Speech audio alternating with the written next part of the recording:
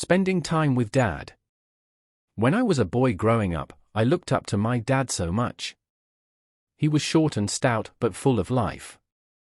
He could fix anything, and even though he came home covered in grease from his job as a mechanic, he would still let me sit with him in his big reclining chair in the evenings. By the time he was in his 70s, however, his energy and vitality started to decline. A lifetime of smoking had brought on COPD, 2 types of cancer, and other health problems. After my mom and Nana had both died, Dad moved into Nana's old trailer up the road from me.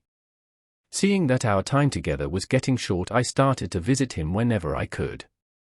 I helped him tie up his tomato plants, change the tires on his truck, and fix things around his house. I helped him sort through and organize the dozen different medications he was on. But most of the time we just sat, sipped sweet tea, and talked. We talked like we never had a chance to when I was a boy. We talked about family, life, and what the future might hold.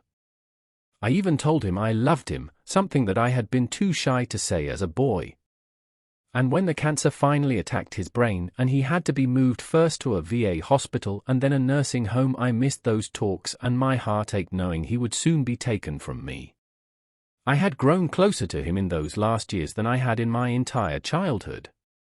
After Dad passed away, my daughter moved into his home. It took me a while to get used to seeing her outside in the yard instead of him.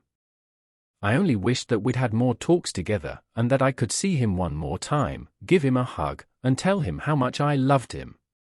Looking back now, I am so grateful to God that I did make use of the time I had left with my dad. He taught me so much about life.